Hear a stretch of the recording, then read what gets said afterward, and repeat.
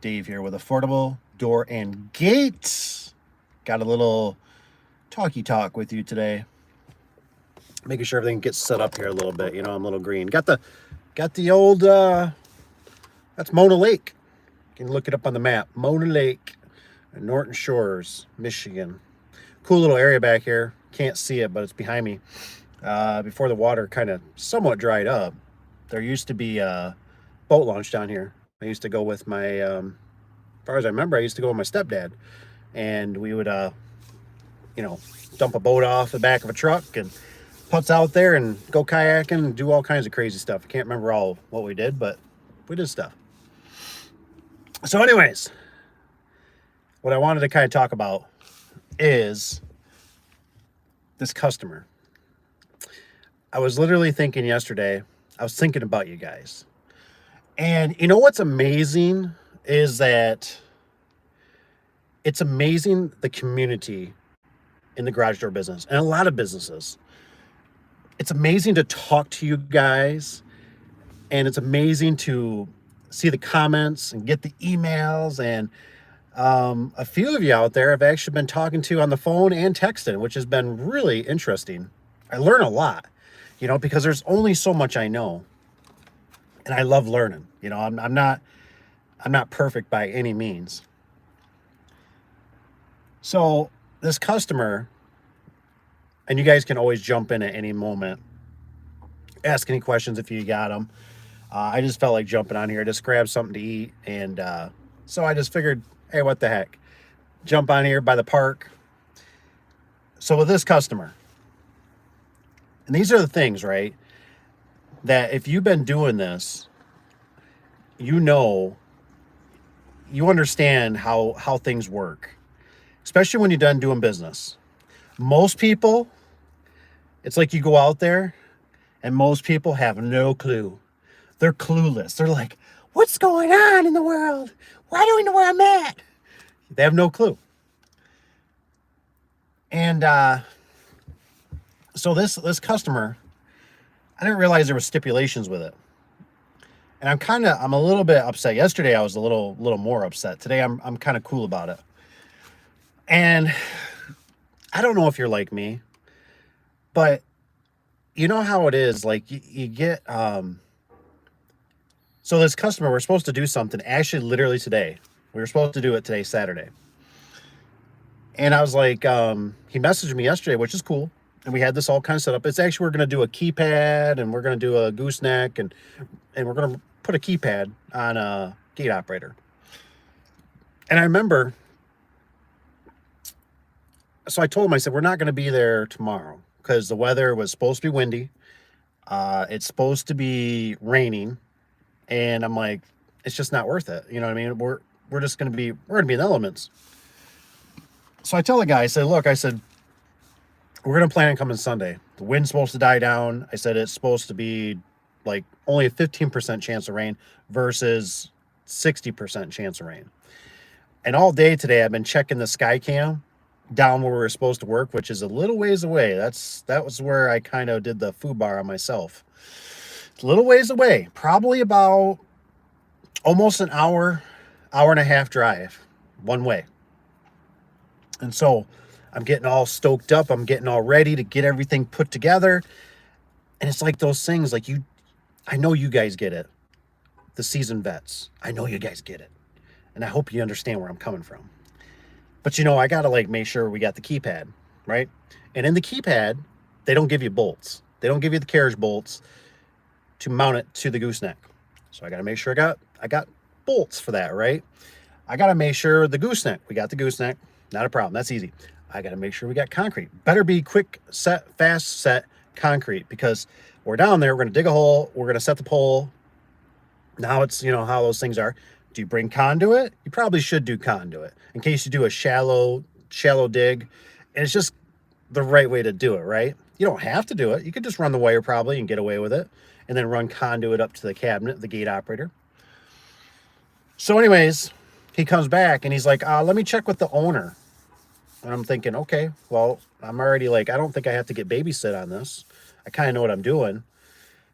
And then he comes back and he says to me, he goes, you know what? The owner doesn't want you working Sunday. And I'm like, okay. And he goes, and he doesn't, and I don't work Sundays. Okay. So it's one of those things. It's like, does he have customers? It's a storage unit. So does he have customers that come in during the weekend too? Or does he close it for Sunday for like nobody to come in? Now I get it. Sundays, trust me, I am not opposed to having Sundays off. I don't bash anybody. That's your thing. But the world we live in, unfortunately, there's sewers that back up, there's furnaces that don't run. People still need to keep moving on, let's just say. And the thing is for me is that I look at it and I go, that's the day I have help. That's the day I can commit a full day to the customer. And I was really hoping, I was almost to the point where I was going to tell a customer, I was going to say, hey, like, would you, like, if you don't mind, like, are you okay with, like, I got this, like, whatever, $500, $600, $800 worth of material. Like, if you want, it's not that hard to do. Why don't you just, like, how about, like, I sell it to you? I'll sell you, and you just go ahead and install it. So now I got flags going in my brain. And if you guys come in, let me know audio is good for one. Just type 1 to let me know audio is good. And then also, if you don't mind, give me a thumbs up. That just helps. And I appreciate the ones that have already done it. So I'm just like, I'm just a little bit burned because now he threw me off. Because Friday I was actually going to load up and it plugs up the van, right? You got the gooseneck, and it's not a lot. It's not a lot. But it's still the point. I got to put concrete bags in there. Concrete bags are not light, 3, 4 of them. I still got to go to the store and get the quick set stuff because I don't have it. And then to come find out, it's like, oh, yeah, you can't. And I'm like, okay. I said, I guess we'll see if next Saturday the weather is more decent, And it's just one of those things. You guys, let me know if you understand where I'm coming from. You know what I mean? It's like one of those things where it's like,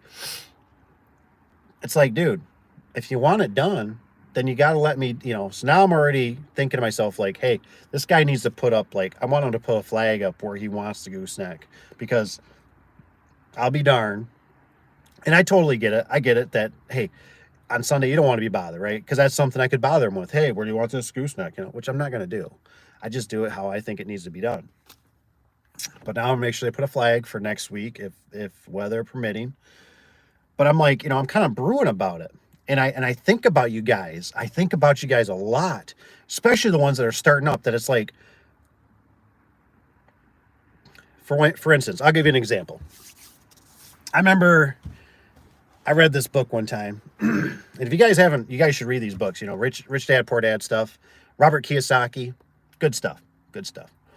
And I always remember reading that book, right? And the one thing I read in there was that it said, the highest thing you'll ever pay is taxes. And I literally just bought a house. And I wanted to take that book and like throw it away and burn it. And I'm like, what's this guy talking about?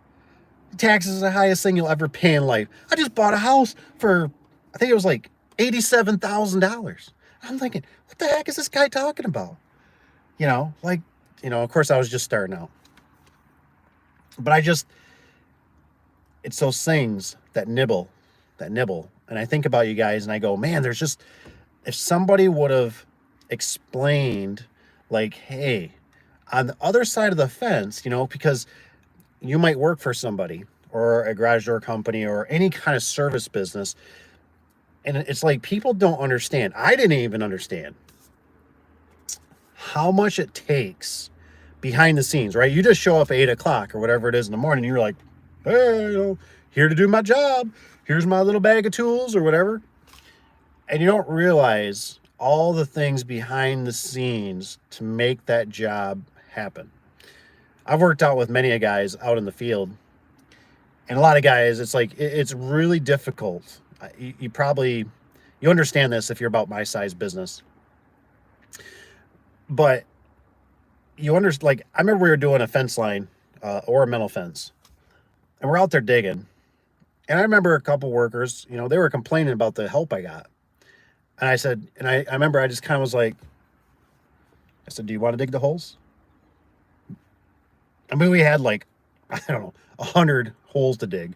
I mean, hand hole, like post hole digger type, you know what I mean? Because we had, it was just bad. There was just, I lost my butt on that job too. And it was sad.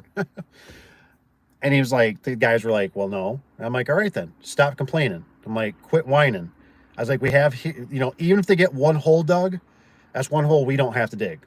So appreciate the help. And I had it before when I was at the same job. I'd have guys, they're digging and they're like, oh man, this is crap, man. And I'm sitting there kind of thinking to myself, like, this is crap. You know what's really crap? Is I had to get a bond for this job. I had to put up $50,000 for this job and material. I had to get, a closed bid on this. And then to find out the other guy was, I was the lowest one by $10,000. You know what I mean? And so I could have raised my prices, and it's like, you just want to grab the shovel or grab the postal digger out of their hands. Like, give me that. I'll show you. This is the best work right here because you don't even have to think. You just dig a hole. Dig a hole. I produced something. Tax free. I did it. I accomplished it. I created it. Versus, all the things behind the scenes, like I remember when the guy came with the material, he's like, this dude was he was a big black dude, and he was a phenomenal dude. He was always he was ripped. And he's like looking around, he's like, got a forklift? I'm like, no. And he's like, he's got sweat just running off him. He's like, well, we're just going to have to unbandage them all. We're going to have to dump them off the side of the truck. And I'm like, okay. Because I was kind of green into it. Normally they brung bigger trucks. He brung a straight truck and he didn't have a lift on there. And so I remember he's just, roll after roll. Hot summer day. I felt so bad. I was like, if I would have had something cold for him to drink, I think I did tip him, but I felt so bad. I was like, oh man. He's like, yeah, I'm already running late. I got, 4 more jobs to go to. And I'm just like, I'm so sorry. I'm so sorry. So things can go rogue like that. But this customer is already it's not the end of the world. But when you got multiple things going on and you're like, look, we're at that time of year. And if you're up in the northern hemisphere type thing, you understand we have limited days right now because we are going to start hitting, like, it seems like once you hit Halloween, it's crap because you typically get hunting season in there, which takes up a lot of guys' time. You start getting the sickness, whatever it is, cold, coffee coughs, whatever. I don't know if this thing's doing its thing. It's telling me something I don't like. There we go. Be nice, phone. And so you got the holidays, so things get shrunk down. I gotta make sure this thing's like kind of like working ish. There. I think we're good. Got to keep the phone charging. One of the kiddos stole a cord last night. Imagine that. So, anyways, guys, got any questions? Guys, what are you guys doing out there? Guys, just slammed. Guys, super busy out there with work. You guys have to comment. Let me know. I don't think it's going to be looking too good here shortly. I still what do they call it? Barometer? My bobber, barometer, whatever you want to call it. My spidey senses. I don't know. I just don't see it happening out there. But yeah, this customer kind of got under my skin a little bit with changing things up. Like I said, it wasn't, but I'm thinking to myself now, I'm going, what do I need to do? Do I need to pre-qualify? I should have done better pre-qualifying, right? All these things you got to think of, right? I should have been like, oh, hi, Mr. Customer. Yes, we're going to do this for you. Oh, Mr. Customer, do we have 7 days a week that we can work? Do we have a time? Do we have a limited, is it 24/7? Or can we only work from 8 to 5? I get it. You know what I mean? It's just, it's not that, I know there's guys out there that understand. And then there's always the guys that are going to be like, I don't see what the big deal is. And it's like, yeah, you probably haven't been busy. Tony's in the house. Busy's good. Busy's good. I know we're still busy, but I don't see I don't see the I don't see it being projected out as much. I see estimates, but I don't see the signatures. And I honestly believe all it's going to take, at least this is what happened in '08. They're going to come out on the media, and all they need to say is we're in a recession. We already got the wars going on. I don't know if I should say that. I'm probably going to like get kicked off now, or somebody's going to come and chop my head off. But I'm thinking like as soon as that stuff starts hitting the media, like residential, that'll just it'll dry up. It'll be gone, and it's going to be a bummer. But the commercial will play out probably like it did before, where there's certain jobs that are already in the works, but they will tighten up as well. We'll see. We'll see. So, yeah. Anywho, well, I think I'm gonna hit the road. I don't see no questions on here. Like I said, I always just kind of jump on for a minute. Wanted to say hi. Figured I'd see what's going on out in the world out there, but yeah, this customer. Mm-mm-mm. So, one thing I was going to tell you too. What was I thinking about the other day about you guys? So I had a Joe's Garage Store. Yeah, yo, man. Joe? Hey, Joe, are you the one? You gotta message me, email me, if you're the one that got that tape measure. I messaged you, but I'm pretty sure it was you. There's a couple different Joes. Sorry, Joe, but you got to email me because I got that tape measure for you because you were the winner, and so I haven't forgot about you. I was gonna look. I think you have emailed me for it. I got to dig because I got a different email now though.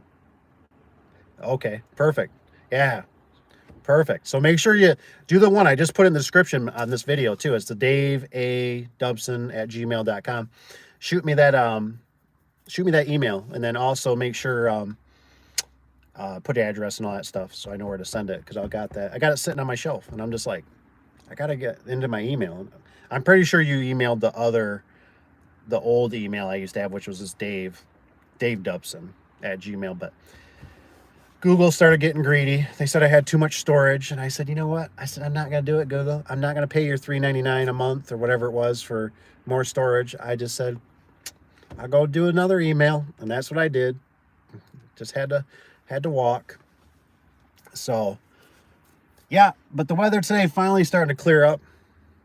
So, of course, I had to jostle my helper around a little bit because we were going to work today. And then I was like, hey, can you like possibly work tomorrow?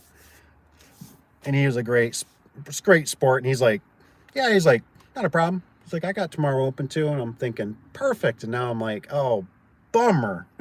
Because now that doesn't work because it's something, we got other stuff, but it's just, it just brings me back. It brings me back to my, was it PTSD? Post-traumatic stress disorder? I don't know, something like that, where it's just like, I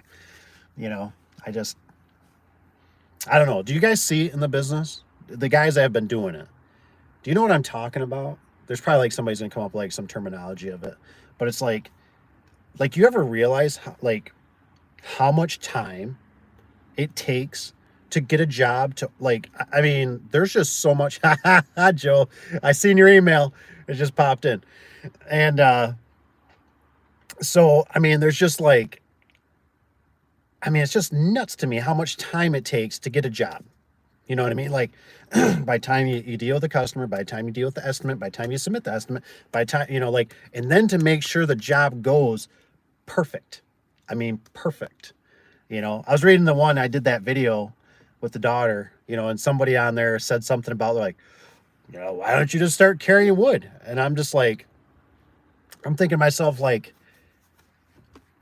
I mean, I'm like, yeah, I can carry wood. Like, I mean, I understand, but my point was that if I would have known that in the detail, I would have brung something to shim out the door. Now, luckily, the track had enough give in it. It worked out fine. Mr. Josh, what's up? And so it's like, how much stuff do you bring? Do you bring the kitchen sink? I probably should wash my hands when I touch those door sections too. You know what I mean? You're a lumber company. You should have 2x4s, 2x6. You should have shims. You should have screws, stainless steel screws. Like, I mean, don't forget cement. You should bring cement for every job. I mean, it's just like, how much stuff do you bring? And so it's just one of those things that kind of, because I really try hard to make sure those jobs always go. And it's like yesterday, or no, it's a couple days ago. I was doing one, and I could not believe it. Me and the season guy were there, right? And we went through, and he even mentioned, like, we cleaned up everything out of the warehouse. It was a beautiful job. Concrete. I'll show you a video of it here shortly. Next one. But nice job, right? And door closes, and I'm like, yeah, I think we got everything. And he's like, we should take one more look. And I'm thinking, that a boy. Yeah, we should take one more look. I mean, what the heck? We're here. The vehicle's here. We got the flashlights, whatever. Just because we had to unpower it because they had temporary power in there. And I'm like, you didn't leave nothing in that header, did you? And he's like, I don't think so, but we should probably double check. And I'm thinking, data boy. Yeah, because you never know. You could leave winding bars up there and, in the trough. I'm like, so he takes the lift all the way back across, goes up in it, right? Check the whole thing out. But this is all it takes without a what do you call it? A checklist. Without a checklist, right? I was thinking about it. I was like, I got checklist for like when I do jobs, right? I go through and I'm like concrete, I got hammer drill, I got all this stuff. But what I don't have is I don't have one for when it's completed, right? When you're completed with a job, what do you check? And so anyways, I thought for sure, I'm like, we oiled the door, we put a slide lock on it, we put a rope on it, we mounted the photo eyes to the concrete. I mean, we just I'm like, yes, I'm like, this job is beautiful. And we even made it work where we thought we were gonna have to have a low headroom track, and we squeezed the opener. I mean, we squeezed it in there. Anyways, get all done, right? We're good. I even looked outside. I'm like, making sure there's no fingerprints, everything's clean. Shut the door, lock the building, no big deal. Literally the next day, I'm putting on my socks on the bed, right? Took a shower, put my socks on. And I'm like, what did we forget on that job? What did we forget? No, we put a slide lock on it. No, we put a foot peg on it. Yeah, we put a handle on it. We put a rope on it. Yeah. We checked everything. Yeah, we even put perimeter. I mean, everything. And I'm like, all of a sudden, I'm like, we didn't put more screws in the track. Oh my gosh. We didn't put more screws in the track. Now, don't mind me. We went like every other or every 3 or something like that as we stacked the door. So the door's not going to come down. And it's on a side that the wind is not real prevailing, where in north in the wintertime it could be, because it does come from the north. And I think that is facing. And I'm like, oh my gosh. And of course, you know how it is. The customer or the contractor, I'm like, messaging the guy, and I'm like, so what do we got for a lift? And he's like showing me. You'll see in the next video maybe or two. I mean, like, all you can do is take a SkyTrack and bring the lift in. You know what I mean? And I'm like, so we got to bring our own. I'm like, or is he going to have one there? And it turns out he's going to have one there, but it can only have it there for a day. And that's like, of course, So we luckily get done with everything. And I couldn't believe, I'm like, oh my gosh, I forgot the screws. And so I messaged the guy in the morning. I'm like, hey, dude, we forgot to put the rest of the screws. Now, I'm kind of stickler. You don't really have to do it. It just depends on the situation. But what I'll do is I'll actually literally put all screws in every slot darn near. So, there we go. So what I'll do is I'll actually put them in, just all of them. Because I look at it and I say, you know what? I go, it's got all the screws in, because I literally want that door. Because I've had this once. I've had it once where I remember it was a horrible job. Absolutely horrible. It was just when we were starting out. We didn't even have a scissor lift. If we had a scissor lift, we would end up using, we'd rent one from a local rental place here, and theirs was always pretty shabby. And we had a big storm come through. We get this phone call. It's actually from darn near like a airplane hangar, but it's like a reserved one where like they'll tear apart airplanes and salvage the parts and sell them. And I remember we're like, they called us and they're like, hey, we need somebody to come out. We got this door. It's like it's hanging. It's like it got blown in. We're like, what? Okay, sure. And they're like, we're at the airport. We're like, oh, oh my gosh, we're gonna get in at the airport. We're gonna be millionaires. So I remember we go there, right? And it's like, bring the best looking service vehicle, put some uniforms on. We go walking in there with our tools, and it's like, what can we do for you? You know, uh, Superman is here, you know? And I remember we walked in the building and they're like, it's right there. And I'm like, oh. And I remember it was God, it was huge because their airplane, they were made for airplanes in a sense, but they weren't that big. So they were probably, it was like 16 or 18 wide, and it was like 20 tall. I mean, it was huge. And they're wood doors. They're literally wood doors. I remember I'm like, oh my gosh. And they had wood bucks, like the whole, I mean, we're talking like this was like built in the 50s. The wood buck goes all the way up to like the ceiling in a sense for this, and it has full vertical track. And so now the door has blown in. And I remember it blew in the wood buck from the concrete. And I'm like, we need to get this door. And I mean, the thing is like doing this in the wind, because it's just like after a storm. So the next day is still pretty windy out. And they're like, they got stuff like papers and stuff scattering, and, and they're like, yeah, we need to get this like closed up. And it's like, what do you do? So I remember I climbed up, we ended up buying the biggest ladder we could find. I don't remember what it was, if it's like a 40 or 45. It was huge. I mean, you literally needed two guys to haul it. I mean, it was like not a one man. I mean, we take this thing. I mean, we're like firemen, man. We're huffing that thing in there. We get that thing stretched out as far as it would go. And I remember I'm up on this ladder. It's doing the rock. I'm like, no harness, no nothing. There's nowhere to land or two. And I remember I'm pushing on this door, right? And I mean, I got sweat running down and I got the like drill. And of course we had the DeWalt drills. We don't have the real like hammer drills that they got now. So we're up there and we're like trying to like get this, and I'm just like, oh my God, and every little anchor, how it is, like you're like stitching it, like I'm just like, bang, bang, I get an anchor and screw it and like push it in like in half an inch. And I'm like, yes, yes. And, do another one, bang it in another half an inch, and I'm trying to work my way down. Oh man, that was dangerous. Why are the doors, moving? There's nothing to hang on to. Woo, man, that was some bad stuff. So, it's just the crazy things that can happen. I tell you. The Eric Freeze. Eric Freeze says hello. Hello, Mr. Eric. I hope you're doing good. So, yeah.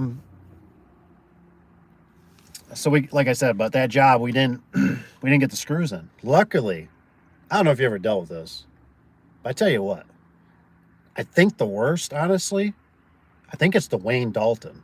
I think the Wayne Dalton clip mount seal on commercial doors is definitely the worst. I think it's the worst because it comes in a roll.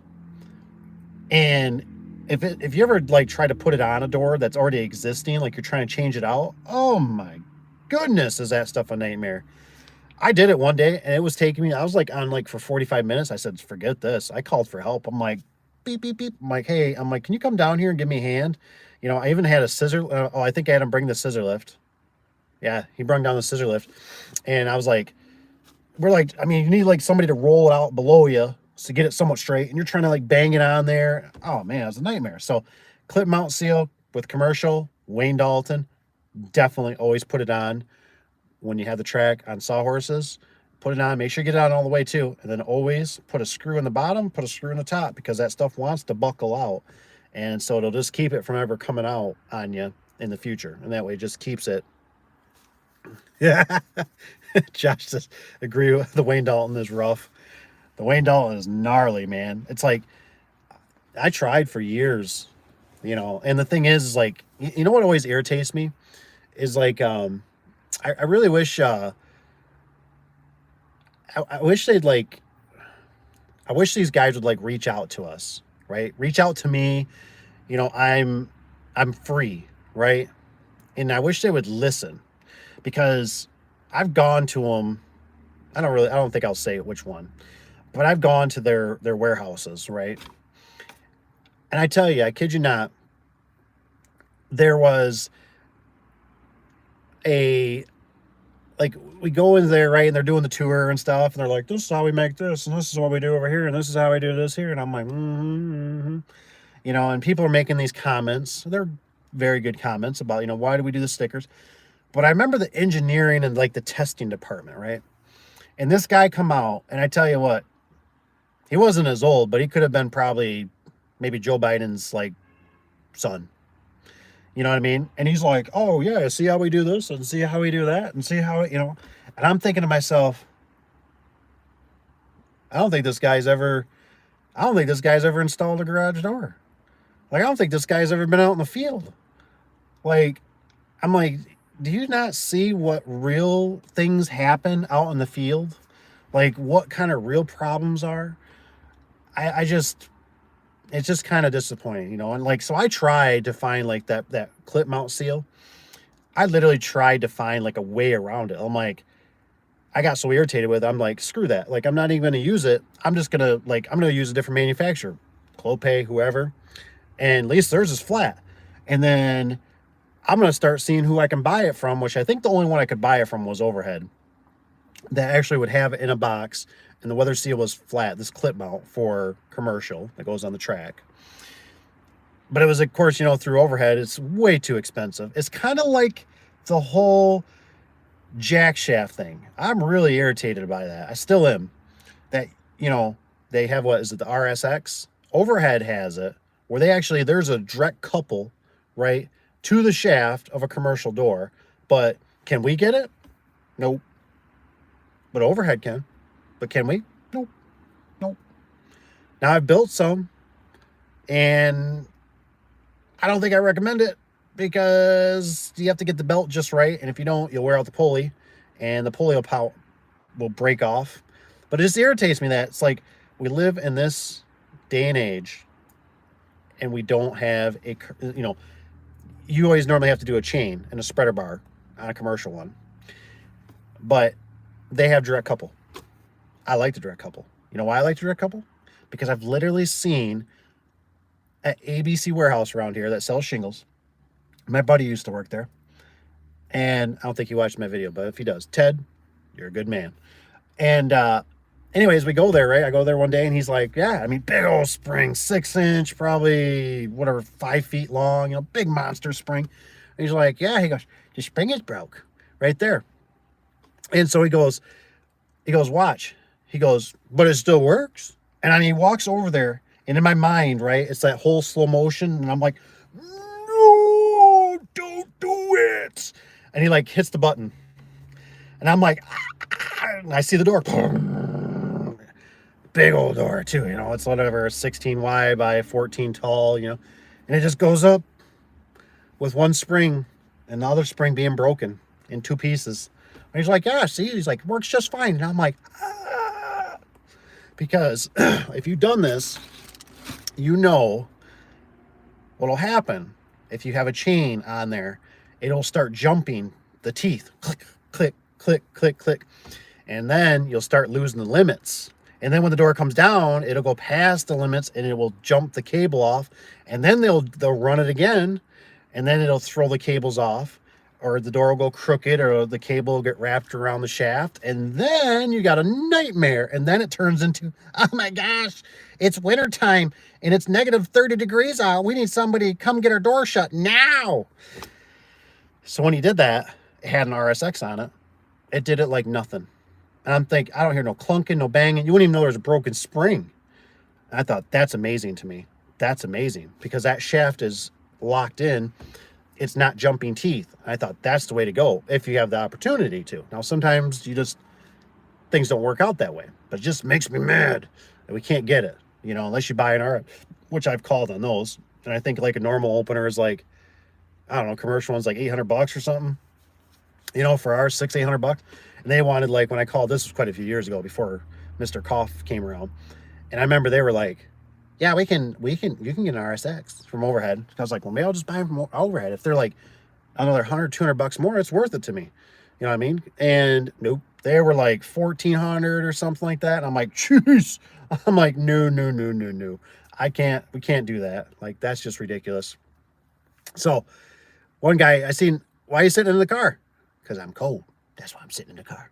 Because I'm a chicken. No, no. I just thought I have nice. I was out cruising around. I was running errands, and so so as to say, I've heard from several. Oh my gosh, it's starting to move.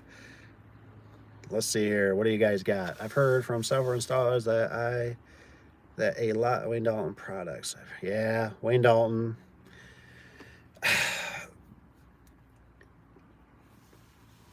Yeah, could you possibly get the direct couple from?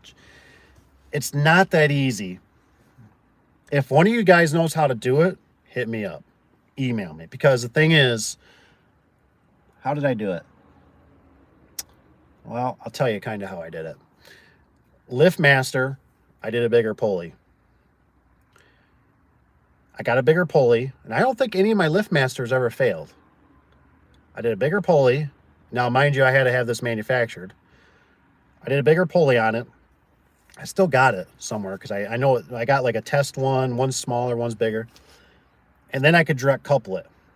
But what we found, I think what it was, is what we found out with the LiftMaster commercial jack shaft is it's like the motor's not built for it. So it really growls when it does it. Like it's like and then it runs. Where like the Genie was just like, hey, I was kind of built for this, but I was detuned for you, right? Because you're not overhead door. You're a baby company. You know what I mean? So like they sell you this, and then you got to do the chain, you got to do sprockets and all that stuff. Which so you tell Genie, if you're listening, I'm disappointed in you. Give us direct couples like overhead. I want it. I demand it. Hit me up. Show me you got one. You know, they'll show you the whole cover, right? Oh, look at our covers.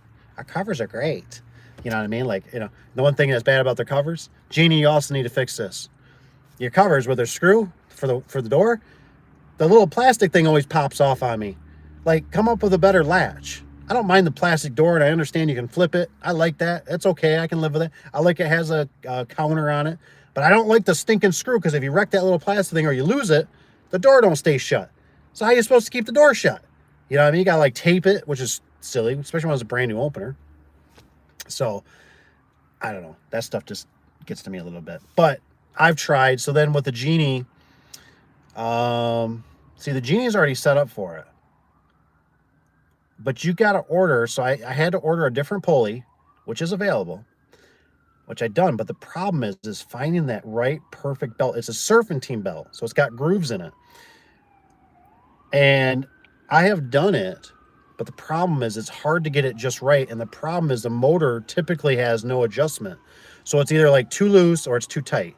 And if it's too tight, it puts enough strain on that bearing, it wears the shaft out. And then the worst part is if that pulley breaks, we've had it happen at, well, I'm not going to say where, but we've had it happen where it popped off and it hit the ground and there was like a man door right down there. And it was like, oh my goodness, you know, think that it didn't hit somebody on the head. And so that's why I'm like, we don't do it anymore. But they could do it. They could easily do it. They just won't give it to us. It really ticks me off. So, yeah. What country? Oh, I'm in the United States of America. America, USA. Just because your operator works doesn't mean that you want to run it. Residential doors with plastic gears. Gear throwing snow. Yeah, throw snow, but yeah. It's kind of weird how you think about like the residentials, how they, you know, I'm still just kind of an old. Any of you guys remember what the old LiftMaster was? It was like a 6065 or something like that. It was like a 4-digit number. Man, those were just good times. That's when I was a real LiftMaster believer. Now I know they've changed their models. I don't know about these next generation ones that just kind of came out. SOS seems like he does quite a bit of stuff on that. I don't really keep up on him. We still, I was talking to the guy, he's thinking about going back to try and LiftMaster again. but we're getting genies right now. Like some of the residentials, they're freaking out. They're doing the red light of death. They're having issues, and then the problem is you got to get was an RGA. It's like, who's got time for that crap? Just send me a good product. Like I was really ticked at LiftMaster for when they got rid of the ATS. And I thought, I don't mind that they go to the new style ATS, was it ATSW or something? I was like, that's fine, but leave me the old ATS. And the reason is I miss the old ATS because what do they call them? You guys probably know the terminology, but there's like wet and there's dry contacts. And that really screwed me one time because I remember when I was at this customer's, this guy, like, right, I think maybe I mentioned it before, but this like millionaire's house, he's got like 5 garage doors, right? And for whatever reason, and back in the day, he got all of them done, right? They're all LiftMaster, boom, boom, boom, boom. But the last stall didn't have nothing. And I mean, this guy, like, literally in his garage, he's got like a placard, right, for garage door buttons. I mean, a placard, like routered out. He's got crown molding in his garage. I mean, he's got a car lift with like, we're talking like, Corvette, whatever you want to think of, just like, ah. And I remember I was so excited. I was like, oh, this is gonna be a slam dunk. They already got the wires. Come to find out, we couldn't get the wires out of the wall. So we're digging, right? We're trying to like dig the wires out. It's like somebody snipped them off clean. Like, I don't want to look at those ugly wires. Clipped them off. And it's like, oh my gosh, because I didn't want to put holes, for the running the photo eyes. So that was one problem. Then to come find out, they had a button on both. I wanted it to look. And all he had was I think they had the round or doorbells up by his door that goes in the house, and then he had buttons by the garage door, the track. And I came to find out that's when LiftMaster went to their circuit board. So now I'm like, huh, I'm like, crap. I'm like, I can't put a button up there with the rest of them. It's gonna be like a circuit board. What do I do? So there's things you can do, but I don't have it with me. It's like I'm out in the field, man. I'm out in Timbuktu here. And I remember I come out and the guy's like, or I think it was it might have been there wired, but it won't work because it's not a circuit board. And so I had the wires up there by the opener, so I hook them up and nothing because it doesn't have the circuit board in it. I'm like, oh my gosh. I'm like, why? Why isn't it just like the old days where it's like you just take 2 wires and you can touch them together and bam. I was like, that's what I need. So I think I ended up putting it down by the door. And I mean, the guy was like, he was totally like distraught. He was a ex-military guy, whatever, just a brute of a dude. And he's just like, comes out the door. He's like pushing the button. He's like, what the hell's wrong with this? He's like, why isn't it working? And I'm like, sir, like, yeah, so, LiftMaster changed some stuff. And like, I didn't realize, like, mommy, let me go home. Let me go home and look on eBay and see if I can find this old opener because that's what we need. And I was just so disappointed. I was like, goodness gracious. So, yeah, the snowflakes. I just noticed I screwed up the Wayne Dalton. Let's see. Yeah, I can't tell you which one. They're all dirty shirts. You know, um, it's just you're trying to find the cleanest one, right, in the basket, because how many have we dealt with? I think we dealt with Raynard, Clope, Safeway,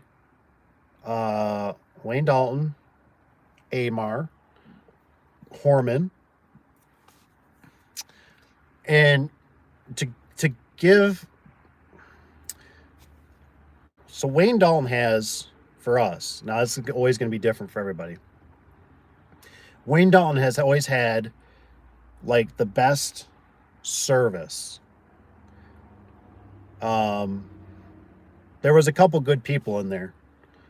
I'm going to mention them because maybe no, maybe don't. And I think they earn some respect, honestly. The ones I knew anyways, there was a guy named Tom. There was Kimberly, there was Beth. These people are very passionate about their job. Loyal, faithful, want to make it right. I haven't really been with the new people in it so far, but I know it's not as good. And a lot of things was in their control. I mean, like I heard through the grapevine, the one guy, he. I was talking to another person, and they said, "You know why that happens?" And I'm like, "No," and they said it's because he used to install garage doors, and something as simple as putting your vinyl seal, perimeter seal, foam stop, whatever you want to call it, that goes around the door on the outside, keep the weather out. They put it in a plastic bag, and it's labeled. And I can't tell you how helpful that was versus like when we were doing Lowe's through Amar when they took over it, they got the contract. It was like you just get a box full of like 7 foot, 16 foot, whatever. And it was like bleh, just like come off the truck and it was like, here you go. And it was always like you get down to the last 2 or 3 jobs and you're like pulling stuff out. And you're like, this ain't the right size. Like we got an 18 foot. God darn it, did somebody take the 18 foot? You know, and it's like it gets in the vehicle, it gets all dirty, and there's nothing like you don't want to install that for the customer. You can always go behind, but have you guys noticed? I mean, like, put a number five, put a number five, put a number five. If you've noticed, and this is just me, my opinion, but have you guys noticed, like, when you put fingerprints on a garage door, especially white doors, like they are a stinker to come off.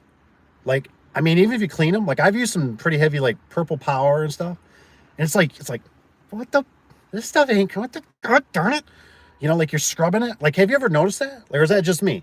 So, like, I literally, I was working with a guy the other day. I told him, I said, hey man, I said, we really need to get you some latex gloves. He's like, I take my gloves off, my dirty ones, and I'm like, yeah, but your hands still have oils and the gloves and the stuff comes through the gloves because we use thin gloves. And I'm like, it just doesn't, like, it's just like, it's like when you touch it, it's like it never comes, you know, you can sit there and scrub it. But I've had doors, at least with Wayne Dalton, because that's what I mostly deal with. I've noticed where it's like, I got a spongy thing one time, something like you clean cars or something, whatever, you know, like the roofs. And like I'd literally like spray that thing, you know, and I'd like, so I don't have to get a ladder because there's like sometimes we're doing commercial, there's no outside approach to put a ladder on. So I'd like get it on a pole, it extends out, and I could I clean it, you know. And it's like the stuff doesn't come off. Like you stand back and like I can still see the fingerprints, and then you're like, is it my eyes? You're like, hey man, you come out here. You're like, do you see fingerprint? Yeah, I see them. Gee, you know, and it's like, you know, it's like they just don't go away. It's like somebody got spray paint. You know, like I don't know, man. It's just crazy to me. So yeah, let's just say here. I can't afford to place rings on my door, so I just buy a new carriage for the genie every 10 months. Hey, yeah. I mean, some of those genies, those were workhorses, man. I tell you what, those old screw drives. You know, I can't remember any of the new ones that we've had. I still am a big genie screw drive fan. Um, I don't know. I just like them. They always just seem like they work if they don't get the glitch, you know. But yeah, it's so you know we've always noticed like this is kind of how the layers go for us. Wayne Dalton's always had kind of better service. Wayne Dalton's always been what I always loved about Wayne Dalton. They got away from it when the cough syndrome rolls around, but they were always. This is what always worked good for us. They would. They are always like a Thursday. I think the delivery was Thursday at like 8 o'clock or pretty close. 8, 9, 10, the latest, maybe 7 sometimes in the morning. And what I found out to be really good about that was if they come early, the guys are already there. So we literally, you know, all the manpower is there. And you don't have to, like, you don't have to break guys off the job. But see, like, if it's in the middle of the day, you know, noon, 1, 2, that really screws you.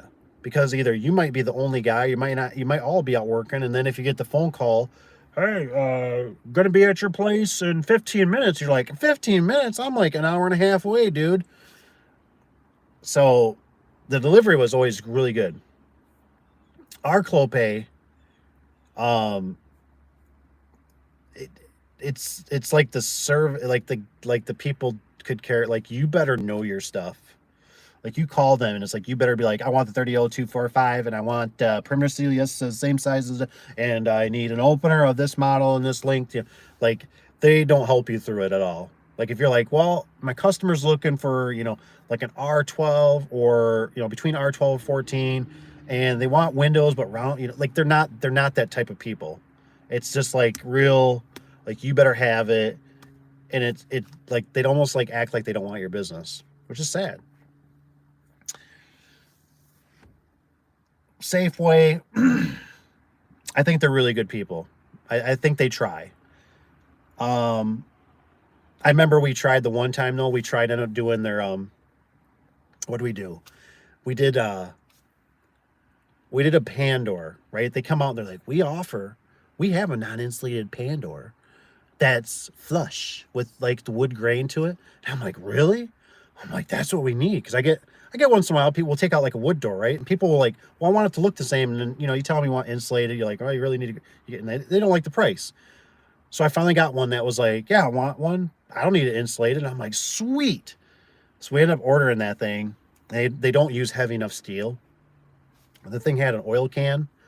I mean, like when the technician sent me a picture, I did like the, oh my gosh, that looks horrible.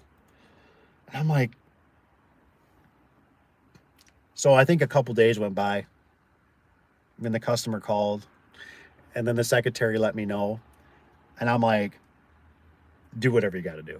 I was like, if they still want a flush door, like we're not even gonna like they're just gonna have to pay maybe like what the up would be. Like we're not even gonna like charge like more or extra labor for this. Like this was horrible. Like I feel bad. Like this is embarrassing. Like I wouldn't want a neighbor to drive by this thing and be like, hey, who installed your garage door? Affordable. Blech. Like I wouldn't want that. Yeah, I just is like, we got to make this right. We're gonna lose our tail on this, but we got to make this right, because I mean this is ridiculous. And so we made it right. Oh yeah. Oh man. Any old Genie Pro? Yeah, I don't think we've done any of the old. I don't really see them a lot. The Genies so much, except for the ones that are at my shop that are got either bad board in them or something, just sitting in a pile. And it's like, what are we gonna do with these? What are we gonna do with these? You know what I mean? And then of course you don't know. You got to get an RGA. You got to go through. You got to do gum. You got to drag it and refund them. Blah blah blah blah blah. And unfortunately, um,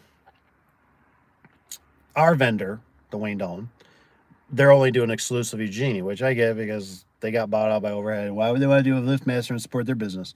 I get it.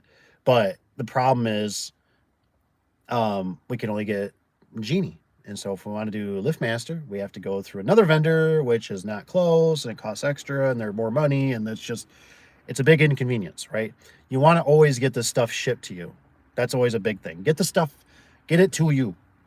Don't go and get the stuff, because now you're wearing out your tires. You're taking the chance of rolling a vehicle, getting injured, getting killed, hurting somebody, your time.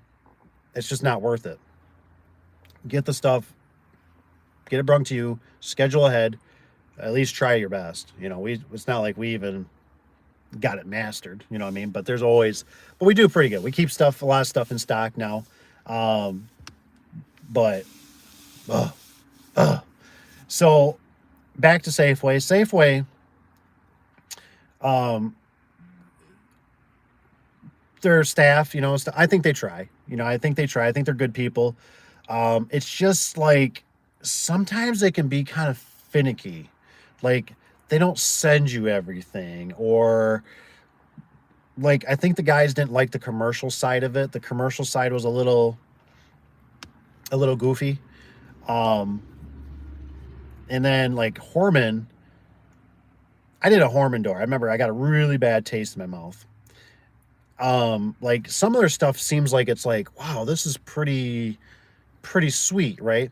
And see, the big thing for me is I'm always trying to find what Encompass works the best.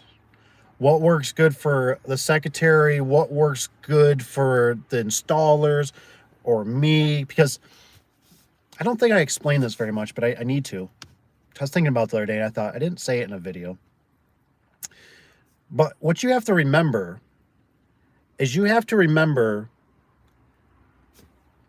I always look at everything like a package deal.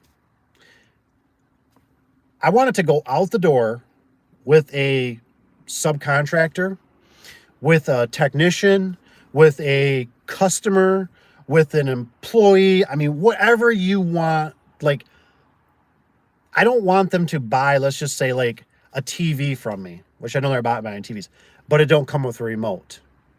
They're going to be ticked, right? They're going to be like, hey, I bought this TV. I paid like $3,000. It doesn't even care if it's $3. Like, I bought this thing, and where's the remote? You know what I'm saying? Like, that's what I'm trying to get at. So I always look at, like, I want everything encompass, everything together in a package. And I remember Horman, it was really funny. This lady, I don't know if Denise even works for him anymore, and she was a sweetheart. And I remember I was complaining because they would send us with like a side lock, they would send us with a foot peg, they would send us with a handle, and I remember it was like they wouldn't send a rope. And I remember I got to this job. It was way up in Timbuktu. I mean, like country roads. And I was out there, and it was a beautiful, like, snowfall day. Like, the snow's coming down. I'm way back in the woods, like, barely have any cell phone service. And I remember I installed this thing, and I mean, I'm digging through the van. I'm like, God dang it. I got this job all done. And I'm like, where in the heck is the rope, man? Like, I just need a 4-foot chunk of rope so they can work this thing by hand because there's no power in this building yet. And I was like, they didn't send no rope. And so I remember it was like a joke. I think the secretary did something. And I remember she sent like this massive box, a box full of rope. It was like, here, you got rope. And it's like, that's all great and dandy. But the problem is the rope's not in the box. And I know I would get all kinds of flack. You know, oh, you just put it in there. You need to have it. You need to have it on your service van. I understand that. But in a full scope of things, if I sub it out to somebody, I want to give them this box. I want to give them the door. I want to give them the track. And I want everything to be there. I want them to call me. And this is the kind of problem I want. I want them to call me and go, Dave? I go, yeah? What's wrong, Johnny? And they go, do you know there's 2 side locks in the box? I go, oh, 2 side locks? How could there be 2 side locks? What are you going to do with the extra one, Johnny? I don't know, but I just wanted to know, why is there 2 side locks? I don't know. They must have had a problem at the factory. I don't know. I don't understand why there's 2. But you know what? If you want, you could leave it with the customer. You could throw it out the window when you go down the road in a ditch. I don't care. You could take it home and you could sell it on eBay. I don't care. But you got it, right? Yeah, I got it. But I got 2. I don't care, Johnny. Just make sure you put that side lock on that door. Make sure it's got the rope. Make sure it's got the strut. Make sure it's got the weather seal. Make sure it's got everything. You know? Like, everything. That's just all I want. And I don't want it to be too complicated for the secretary. I don't want her to have to order so many multiple things and have to sit there and tell them on every job, you know, say, we need nylon rollers. We need an extra strut, which I know that's kind of the world we're living in. But I just like it to be there. Like, I think Midland, I don't know for sure. I never dealt except for through a vendor. But like Midland, like I just it's like opening up like a lunch bag, right? That your mommy made you, right? You open up the lunch bag, you're at school, you're having a bad day, right? And you open up the lunch bag and you look inside, right? And you're like, oh, mommy made me a peanut butter and jelly. Oh, she gave me a little juice box, you know, and she gave me some fruit that I really like. Man, my mommy loves me. You know what I mean? Like that happiness. I want that. And you open it up. Mommy wrote you a little letter, you know. Oh, I hope you have a good day. You're the best son, your best daughter in the world. You know what I mean? And you're just like, oh, you know, and you shove it back in, whatever. You know, it just makes your day. Well, Midlandor, when I open up their packages, right? It just seems like the package is just like, it's just so proper. You open up the box. You got it on your hopefully you got a poker card table, whatever. Like I said in the last video, you open it up, and there's like a list, and there's actually like initials on it, like a handwritten initials, like somebody like that took pride in their job at their little station. They put this package together. They put this little lunch pail together for you, Johnny, because they knew you might have a bad day, but not on their watch. Not today on their watch. Today, you're going to have a good day because we're going to make sure you have everything you need. And they got like a little, like a checklist in there, like everything. So like if you're like digging through it, right? You don't have to have that psychological, like you're like, where the heck is that other, like, where's the hinge? Where's this, whatever it is? And you can look at the list and you go, it says right here, there's 4 of them. So it's got to be here. I must be the knucklehead that lost it. I mean, mommy said it's in there. It's got to be in here. Ah, there it is. It got kicked across his road, or the concrete. It's over there in the corner. Ah, not a problem. That's what I like. You know, over the years, from what I know, like, I don't know about some other ones. I think with Wayne Dalton, they literally do it by weight. And I think there's somebody on a line or whatever it is that just, puts it in there and kind of shakes it, right? And goes, yeah, put it on a scale and goes, it's close. Take a few more screws here. Put those in. Well, it's off a little bit more. Well, let's just find, I got this, I don't know, I got this chunk of metal right here or something, whatever this is. I don't know. Yeah, I don't know what this is, but here. You know what I mean? They throw that in there. And then it's like, the weight's good. And they just send it. And that's where I just get like, I'm like, oh my gosh, dude. Like, you have no clue. You have no clue because you haven't been out in the field. And we are the end of the line. We're the ones that's got the rain dripping on our heads from the eave. We are the ones that are unloading this crap from our vehicles. Like, it's hard enough just to get the stuff there, get it set up, to introduce yourself, to say hello to the customer, to get the woof off your leg. You know what I mean? That now you're hoping that when you go to leave, you don't get stuck because you're on a hill and it's muddy or it's snowy or it's whatever, So, oh man, let's see. Oh, I do. Doors, 80 something on turn stuff. LiftMaster. In terms of modern stuff, I would avoid LiftMaster. I can't blame you there. I'm a fan of the modern stuff. It looks over complicated. Yeah, I think so. I just had a guy yesterday. No, a couple days ago. We're at that job, and I did like they always got their little group, right? The group of guys that you can tell is like they're the ones that making the decision, which is fine. That's what's got to be done. And the one old boy walks over to us and he's like, "Hey," he's like, "I got a question for you." Yes. And he goes, "Does this have I think he said HomeLink or MyQ, one of the two." And it's like, no. Is that a problem? Like we're using Genie commercial. So that's all. He goes, "Okay, that's not a problem." And I'm thinking, okay, he's going to talk to an electrician. They're going to get something safety or something hooked up here because they don't, So anyways, I see him outside. He's smoking a cigarette. And I'm thinking, I'll be darned. I got to know what this, I won't sleep tonight, darn it. So I walked up to him. I'm like, "Hey," I go, what's the deal?" I said, "With, why do you got to have, LiftMat, MyQ, whatever on there?" And he's like, he goes, "Oh, it's because," he goes, "we got them on our phones." And he goes, "It lets the supervisors know that if a door's open or something like that." And luckily the guy that I work with, he's smarter than me. He goes, "You can hook it up to it."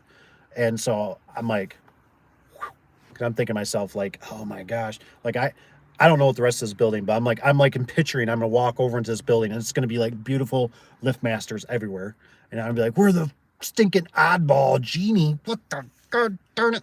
If I would have known this, we would have went with a LiftMaster." But we were good. He was fine with it. He was like, "Yeah," he's like, we'll figure it out." And I'm like, "Oh, thank you," because I just thought, we already have this. We're already here. It's already a nightmare to get in this building because everything's dirt and hills around here. So yeah, it was like,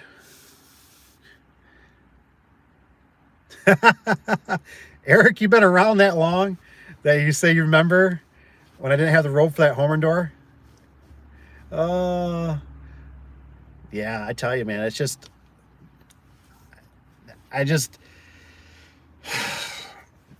when you're an owner, a supervisor, I mean, it's like, I don't know what it is in the universe, but it's like it's like the harder you try, it's like it more it blows back at you, right? It's like you're sitting there loading the gun up with gunpowder, right? And that thing just poof, man, in your face, and then you're like, oh, watch this. I'll put more in there. I'll really knock that bird out of the sky, and then it just blows back more. It's just amazing to me how that universe works like that.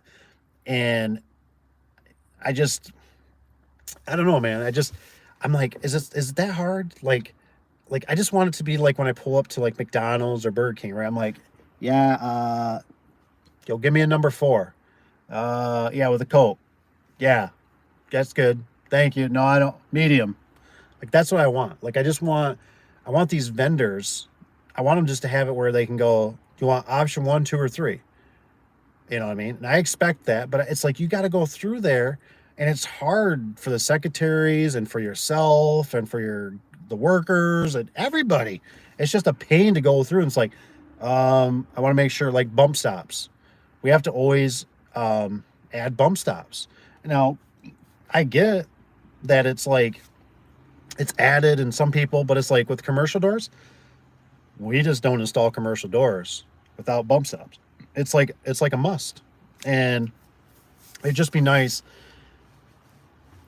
I'd almost rather them have them add it and you have to deduct it. Or just have an option say, do you want the good, the best, or the very best? Because like the bump stops, they weren't there on a job we did one time. And I remember the guys installed the door. It was kind of a commercial, like maybe 12 by 12. It wasn't super big, but we didn't have an opener on it yet. And I remember the workers there, they're builders, right? And they, you know how it is. You know how it is. These guys out there, you know, and they whip up that door, and that door went flying out the back of the track. I mean, even with bolts and stuff, it blew past it. And I mean, I think it was like 2 panels or 3. The whole door comes out of the track. And it's like, and of course, it ain't on a 72-degree day and the weather's beautiful. Heck no. It's on a blowing, snowing day. And it's like, all of a sudden, it's beep, beep, beep, beep, beep, beep, and it's like, hey, we got a problem. And it's like, I don't know what the problem could be. We got a brand new door. I mean, like, we got it in for you on time. Like, we got it in a week earlier than what you wanted because you were crying. Yeah. And then it's like, what? Can you send me a picture? And then they send you a picture like, holy crap.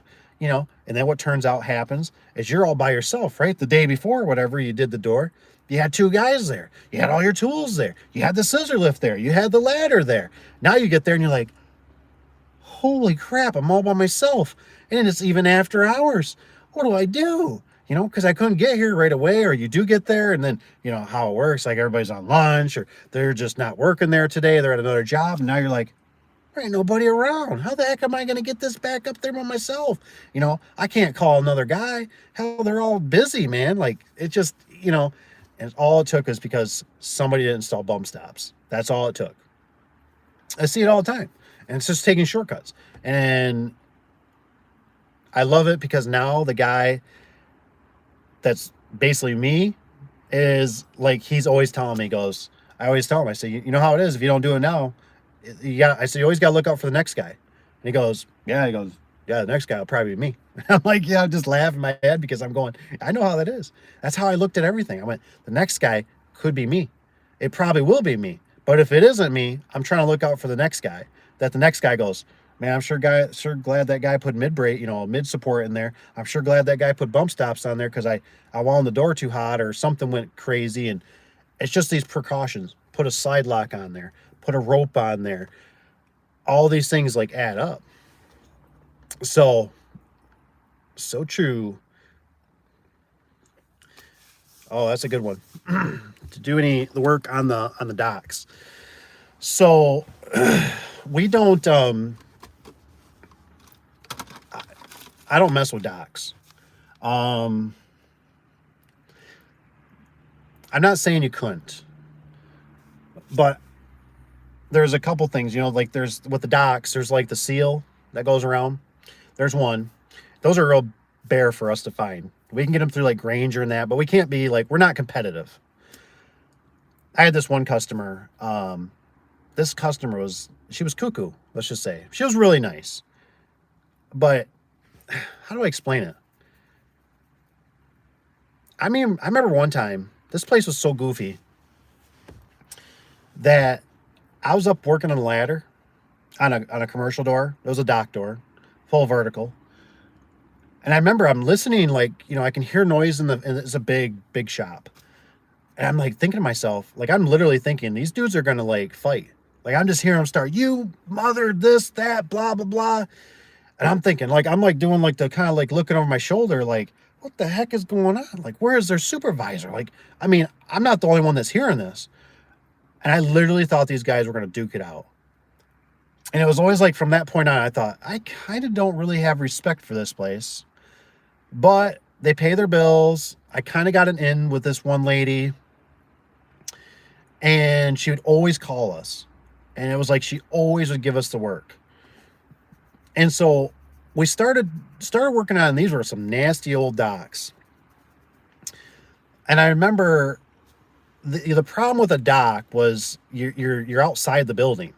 See, a lot of us, realize or don't realize that with garage doors, you're kind of normally inside the building. So it like there isn't really any weather conditions that we can't work. You know what I mean? There is occasionally, but for the most part, we're inside. We're at least our shoulders and that aren't getting all wet and damp and rain and everything. But out there, I mean, you're dealing like, it's like you're kind of like low, right? You're low of the earth, right? You got semis backing up next to you. You got to have a totally different set of equipment. Almost, it seems like you got to have something to lift it. Like the guys that I see around us, they have like a crane that swings out and they lift it up and that.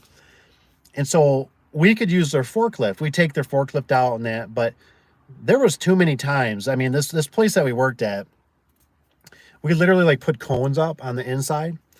And I remember one time this guy swung his forklift around and I heard him hit the lift, while it was up, while we're servicing it. And I mean, we got props in there, right? We got stuff to keep it from coming down. And I remember like, I mean, I came unglued. Like I went up there and I mean, I was having a heyday. I was just like, what in the is going on here? Like, what are you doing? Like, this dude, if this comes down, this is where this guy will die and this is where he's going to lay. You know what I mean? And I started getting out of it. And we had to, I think Service Spring would make us, they were these weird, I couldn't quite know, I didn't know how to quite measure them and stuff, but they were all the same.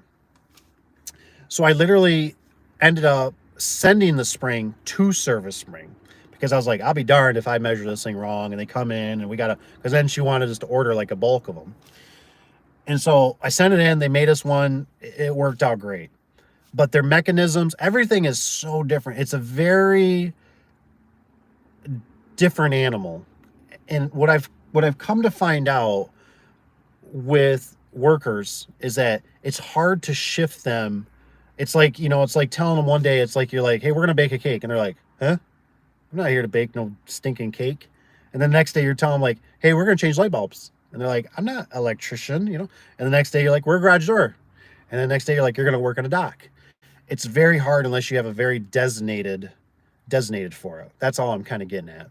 You know what I mean? It just got to be, and I told him, and he was like, well, I'll do it after. I mean, he wanted to, I don't know what was going on. Maybe he was getting money on the table or something. I don't know.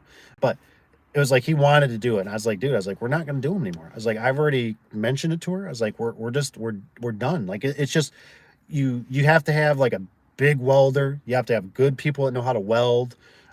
There's just all kinds of crazy stuff. It wasn't worth it for us. It was just too much. We didn't have big enough,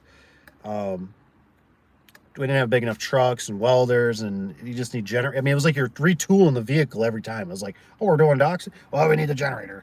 Oh, we need the welder. We need, it's like this is just getting to be ridiculous. Then you have to go in and somebody bark at you, like, you need our forklift? And it's like, yeah, well, how long are you going to need it? I don't know, like 2 hours? Jeez. And I was like, okay, well, for me to go out and buy a truck and buy the boom and all that kind of stuff, it just, I worked on one even for a guy. Our guys did it. They did a booger weld on it. They didn't have the right welder. And you know what this guy does to me? I get there, right? And this was actually a different one than what they were working on. And the guy was like, almost like he's like not going to pay the bill.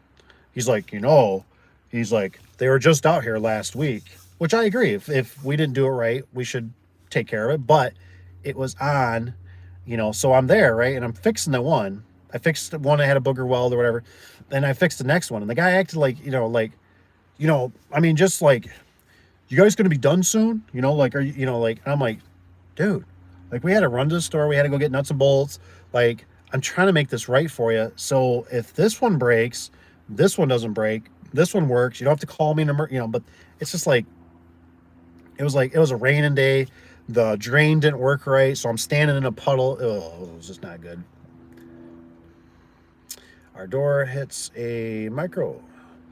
Turns orange light. Yeah, you can do the micro switch. That works out good. Be like that. Work on a sequential full. I don't think I've ever worked on a folding. All I've ever worked on was like, I've done the airplane hangers where they'll like, like they're like this vertically, and then they tip out, and they have the straps. And we worked on one for quite a while for a guy, and those things are gnarly, man. They have a weird cable drum setup, and the cables will run up through the door, and that's what like pulls that centerpiece in. And it's almost like one of those things, like, if you don't do it enough, you don't remember it. So every time it takes you like an hour or two just to figure out again how the whole thing works if it breaks a cable. So we got to that point where it's like, this isn't beneficial, because it's not beneficial because I always have to be there. You know what I mean? And you start learning in the business, it's like, we could technically go out and do 2 or 3 residentials, Broken Springs, whatever, and it'd make up, and we'd have less, like, because those things are massive, man. And I tell you what, you screw something up. We changed out some gearboxes, and you got to make sure they got lube, and they start leaking, and the straps need to be changed. I mean, they're just big, and there's certain times you can work on them, because if the wind is too strong at the airport and stuff, they can start fluttering and they can have issues. So it's like, we'd show up there, and it's like the thing wouldn't want to operate because it's got a wind sensor on it, and it's like, oh my gosh, it's like, you know what, this is like, you need to call. And I'm sure the reason they liked us is because we'd show up. These other companies, it's like, well, we'll come out, but it's going to be 2 or 3 weeks. You know what I mean? So, but I've never done the ones that are, I've done, we used to work on like the shutters for like security. I've done those. Get them from, at least you don't have those boat dot doors. Yeah, I have done the boat ones before. I actually got a picture. I should try to find that sometime, put it up sometime. But we did have one that was for the Coast Guard, and then we had one that was for a little marina. And the door literally like would close, and there's still like 3 or 4 feet underneath the door. And boy, I remember that was a booger, because we were like hugging the wall trying to work on it. And I don't think we did. I think we dropped one thing. We might have dropped one wrench, and it was like, that's gone. Like, no more wrench. And so I don't think we ever went back there. It was kind of a one-time deal. So Hannah, we don't get no girls on this channel. Welcome. Hi, Hannah. And so how work on a boat? Yeah.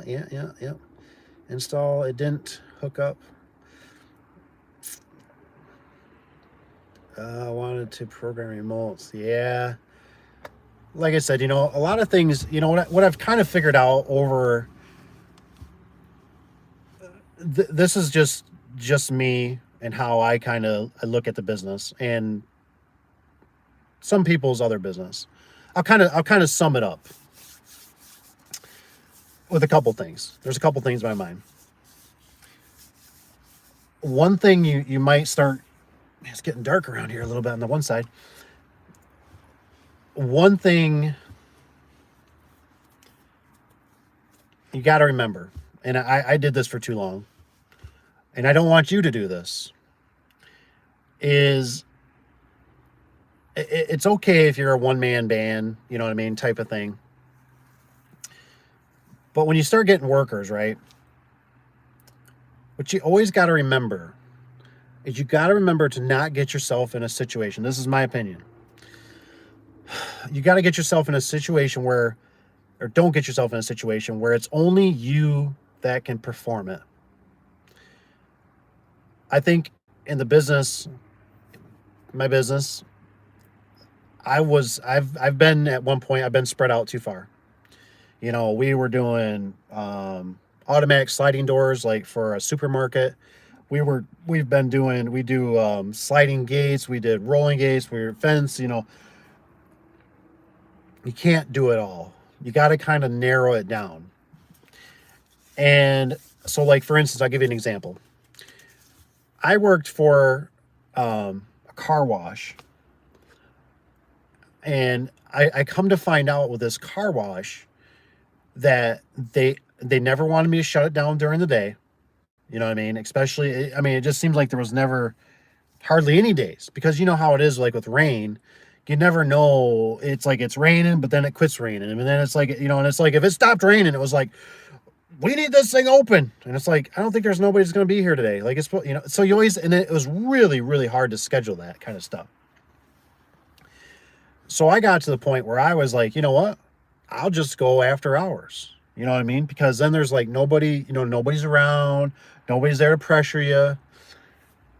But I started realizing I was traveling too far, and I was the only one that knew how to set it up, right? How to restart the machine. I mean, get the robot to move inside the wash bay, you know, climb the ladders. I mean, I knew everything about this. I knew what to oil, what to push for buttons, how to plug it in, how to reset this. I knew everything. I knew the tricks. I knew what to through bolt stuff when it got to be like Swiss cheese. There was just so many things, right? And then get busy. I'd get on something, right? And I'd start sending somebody out there, and then it was like the guy was always on the camera, right? He always was on the security camera. So it's like he always knew who was there. And like one time, the one guy sent out, like, he didn't do something right with the disconnect. The disconnects on those lift mats, those plastic pucks in there, were breaking all the time. And so they were breaking all the time. But anyways, he thought he got it fixed, right? He adjusted the cable or whatever. He didn't get it fixed. And it's like, so I'd get a phone call. You know, of course, after this guy's already coming back, it's like, I don't know, it's like an hour and 30 minutes drive one way. And I get this phone call, hey, you know, and the guy would show up. He's like, I seen you sent somebody out here. He didn't get it fixed. And I'm like, oh my gosh. You know, and it wasn't like I could send him back out there, because the schedule didn't allow it. And it wasn't his expertise. You know what I mean? That wasn't his. The problem is I had so much experience with it. I did it for 3 years or whatever. I mean, I'm just a master at it. And it's not his fault or anything, but it's like I set him up for failure. And it was too far away. And it wasn't something that like he's done a million residential garage door springs, right? So let him do the residential garage door springs. And I personally got sick of doing it at 6, 8, 10, 2 o'clock in the morning. I said, you know what? Enough is enough. And I said, you're going to have to find somebody else, because he never wanted to replace the doors. It was always, can we fix it? Can we fix it? Can we take parts off this other location? And, you know, I had a building that they were going to tear down. So I took the door, you know, it was a mess. It was an absolute mess. So what my point is that think about that's more like you all can do it. You know what I mean? Like, it's stick with what you know. Don't get so far, because everything you touch has a price. Everything you look at, you estimate, you mess with, it has an issue. I was talking to one of the guys the other day, and I was telling him, I said, I think you really need, you know, you should potentially drop this customer. And he's like, yeah, but he goes, you know, they pay and stuff. And he goes, and I charge them, and, you know, I've kind of mentioned it to them, but they haven't really got the drift. And I'm like, okay. And he says, you know, like last year when they called me on Christmas Eve. And I'm like, what? They called you on Christmas Eve? Like, yeah. He goes, I didn't answer at first. He goes, they called me like 4 times. So I finally called them back, and then I mentioned something to him, and the lady's saying, you know, well, you know, hey, basically my brother's not an idiot. He already tried this. And my guy's saying, hey, let me call the customer. Give me the customer's number. I want to talk to him. So he walked him through it, what to pull, the disconnect to get the door to release, to get him out of the building or whatever. I don't know all the details. And it saved him a trip, but I'm like, dude, it's on Christmas Eve. Like, this is 100% why I'm telling you. Now, this could happen with a customer that's local. That's fine. You know, it happens. But the point is, it's local.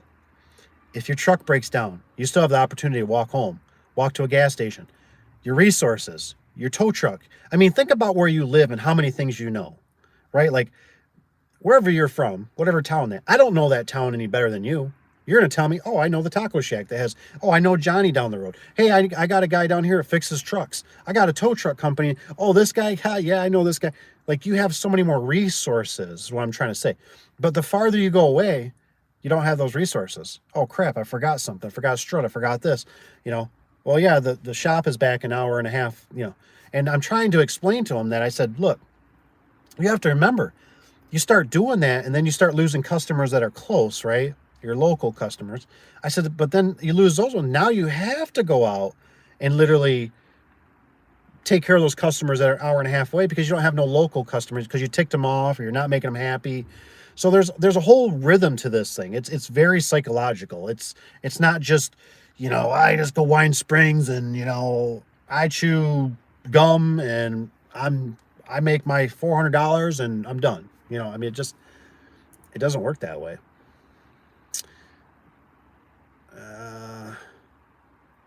Oh, did some airlift doors, huh? That's pretty cool. I messed with those airlift doors before. Those were another ones. We had a customer that had that old stuff, and they had I'm assuming like the cylinders and stuff like that. And man, that stuff is just. I mean, when that stuff starts wearing out, it's very fidgety. Like we get a door that would be like, it like hover there, and it's like, is it gonna go up?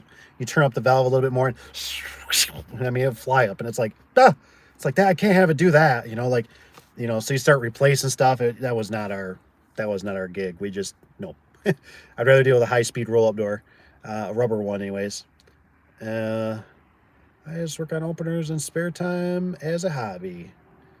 Heck yeah, man. Like I said, you know, it's a good, you know, I don't know, probably nobody on here anyways, or maybe don't, Jason.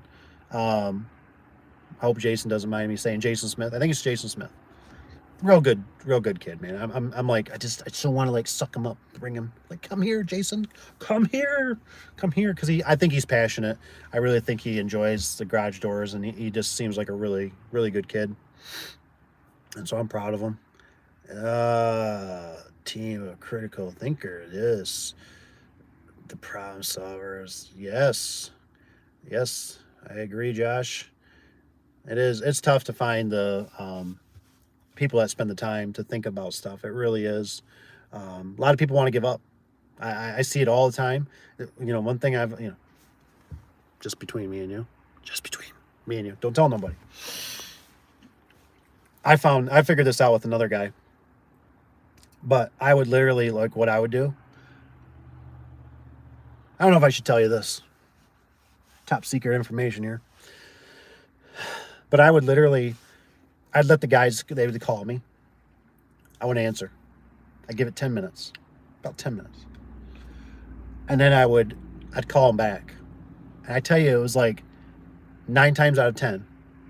It was like, oh, yeah, I already figured it out. So you don't need nothing? Nope, got it figured out. You sure? Nothing. Nope, figured it out. Already talked to customer. Bop, bop, bop, bop, bop. Cool. All right, have a nice day. You know, I mean, and I'm just telling you, it's because I don't know if people are looking for an easy out. They panic. You know what I mean? And the biggest thing with a lot of things is don't panic. Don't panic. How do you eat an elephant? One bite at a time. You know what I mean? How do you get from here A to B? You know, one step in front of the other. Just look at it and go, you don't know. You can always ask. It doesn't, you know, I never want my guys nobody to never ask. But I always try to explain to them. A lot of times I always say, look, you know, it works really, really, really good for me. Like, send me a picture, send me some pictures, and then give me a few minutes, you know, 5 minutes or so. Let me look at those pictures, whatever, and then call me if need be, or just say, hey, give me a call when you get a chance. Instead of just picking up the phone, right, and they call me and they're like, yeah, we got the Back to the Future car here. And I'm like, what? Yeah, Marty McFly. Yeah, he just he just went over my head. Yeah, the flux capacitor. And I'm like, huh? What the heck are you talking about? You know what I mean? And I'm like, can you send me? Oh yeah, I can send you. But why I got you on the phone? Let me talk to you. Yeah, the flux capacitor. You know the one wire, the purple wire? No. Yeah. Well, anyways, it goes down. Dude, I don't know what we're talking about. Like, what do we? You know, I'm like, but if you send me a picture, I'm like, oh, I can already like instantaneously go, oh, that don't look right. That's just not right. Or I can talk to you on the phone. And I'm like, yeah. You see, I see another picture. Yep. Yeah, that don't look right, dude. That was a bad manufacturer. Whatever. You know what I mean? So, but they love calling. They love calling. There's no doubt.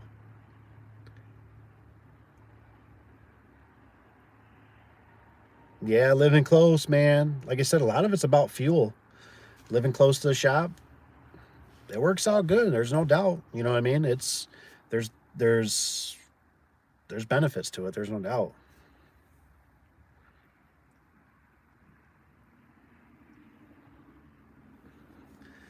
If you don't respect yourself and the way you run, yeah, I mean, customers will run you. Customers don't care about you.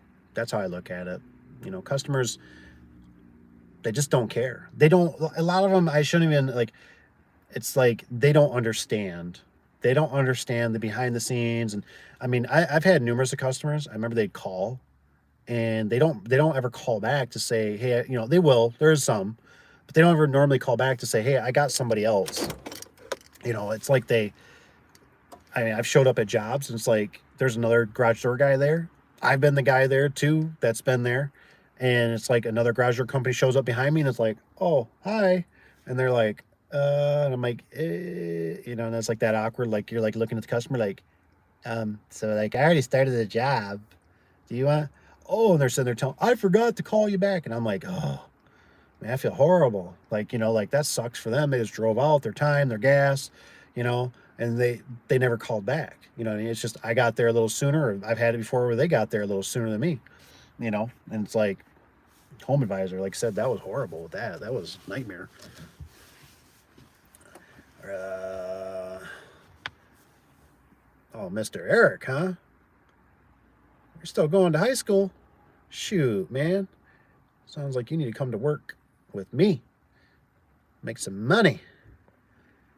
That's cool though. That's good, man. Don't, you know, school, you gotta do what you gotta do. Yeah, Paul says we are willing to do the impossible. Yeah.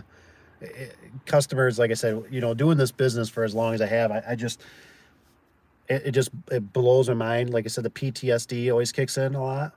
And it's like almost like having that crystal ball and you shake it and you already know what it's gonna say. You look at every situation, you're like, I already know how that's gonna turn out. Yeah, it's nothing new. Yeah, I already know how that's gonna work. Yep, nothing new. You know, and so I want to kind of end on this note, just to open up your minds a little bit.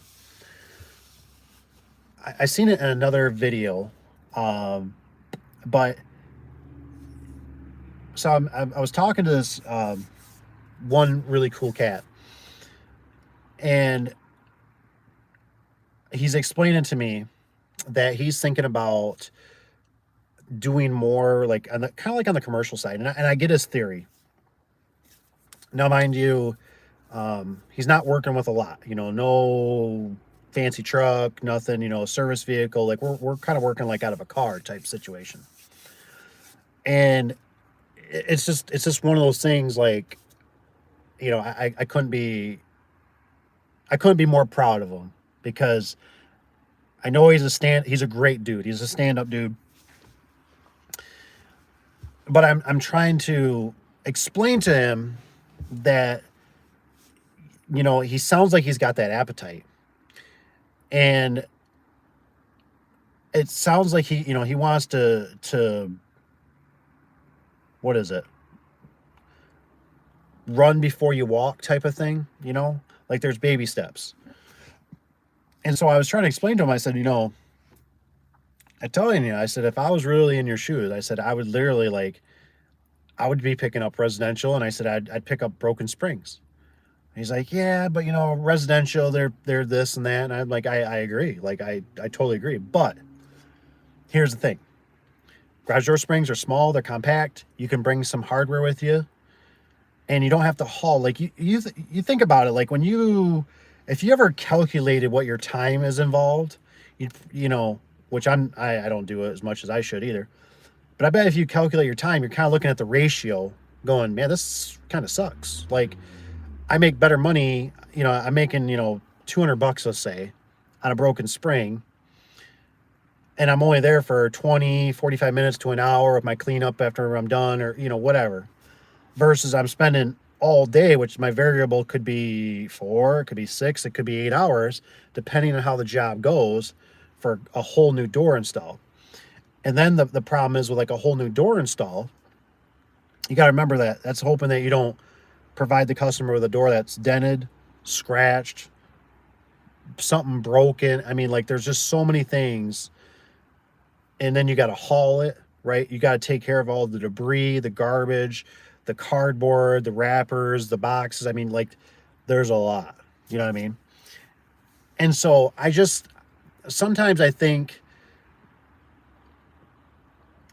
I remember a guy that worked for me, and he always told me, he goes, if I ever start garage door, he goes, I'm just going to do springs only. And that always resonated with me. Like, why did he say that? Why did he say that? And I thought, what I've noticed with like residential springs, especially if you're kind of small, is I thought, you think about it. Like, I've had it before, like after hours.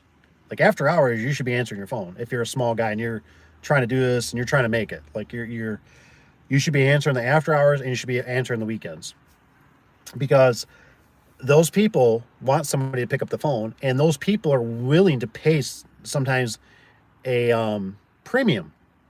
You don't even have to tell them sometimes. You can just tell them, say, well, without looking at it, I'd always give them a parameter. I'd say, well, without looking at it, you're looking at somewhere between $300 and $600. And some people don't even bat an eye. You know what I mean? They just, whatever. When can you be here and get this fixed? Because I'm here. My home is open. I'm home for the weekend. But during the week, I'm busy. I got kids. I got gymnastics. I got the gym. I got everything else. I really don't need this in my life right now.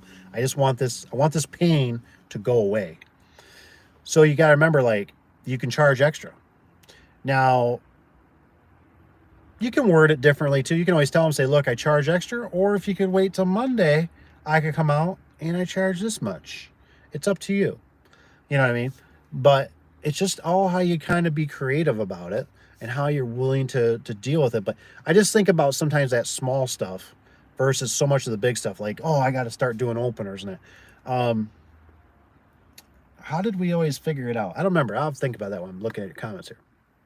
Start small and work up. Heck yeah. Middle school when I mowing grass. Man, you mow grass? Dang, you're like me. I was 12.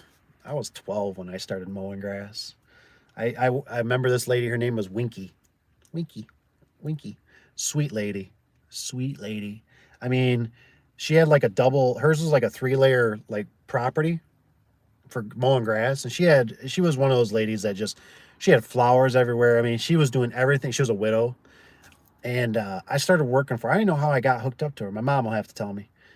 I don't know if she was like, what was that? I don't know. But anyways, we got hooked up, right? And I remember I was always using this Toro push mower.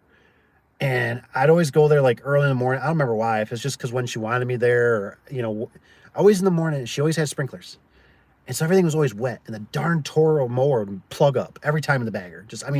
Like go 2 feet. God dang it. I had to shut it off. I have to get it up back in there. And I try to go slow. I try to go half. I try to do quarter cutting grass. One day I remember she tells me, she goes, I got a rider. And I'm like 12, 13, whatever, 14.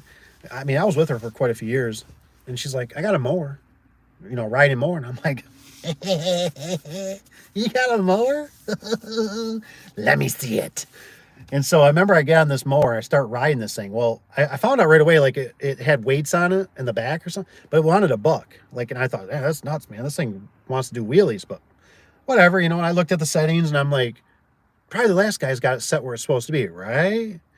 Well, in some spots of her yard, she had stumps that stuck up a little bit, right? So I go over the stump, right? Real slow. It's probably set the way it's supposed to be. Somebody else has already got it, right? Oh, man. I hit that stump. Boom. I mean, I just stopped that mower right in his tracks. She's over there working on her plant. Sitting there like, oh my gosh. Sweat rolling down oh my gosh, what did I just do? I think I just blew this motor up. And I remember I got fired back up, and I'm like, put the setting on the top one, and I go back over it so I don't hit the stump. Oh, I was so embarrassed, so embarrassed. But she was such a sweet lady. So I can relate with you. I used to cut grass starting out. That's what I started, mowing grass for Winky. She was such a sweet lady. She's gone now, but she was a sweet lady. What does it say here? I know a guy like, who are talking about. A guy. That's good. We need more good guys in this world. I tell you what, a lot of my heroes have either passed away or stepped down. I tell you, it's sad. I had a lot of guys I really respect in the business, and man, when the cough syndrome, it was amazing how many people sold the business, moved, shift, said enough. I'm not doing this.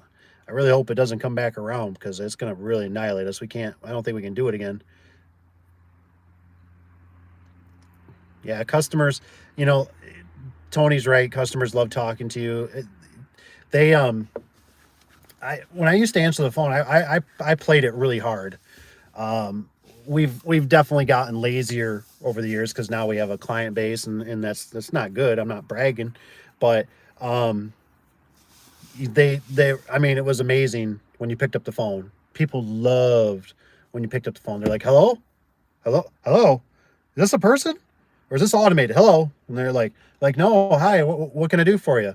They loved it. You know what I mean? Like, that was the biggest thing. And then especially if it was like after hours or on the weekend, and you're like, hey, I can get you. I'm a little, they understand, they work, it works out good. It really does. Especially if you answer, especially if you're, some Brian puts on there. Thanks, Brian. I got a writing about a zero. Eric, I got to tell you about that zero turn a little bit. I just used my wife's grandpa.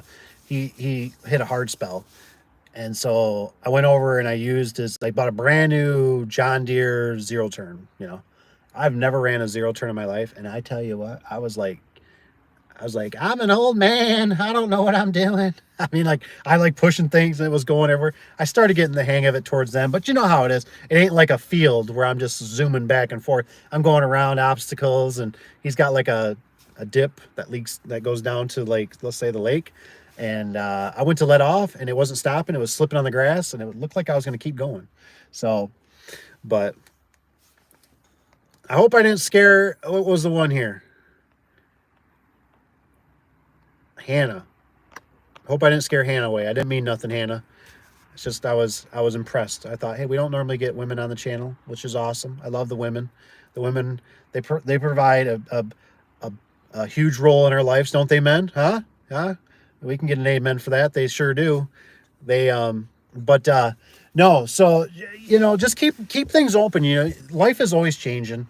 Don't be afraid to do things. I just always, the big thing in the business is just remember, take small steps.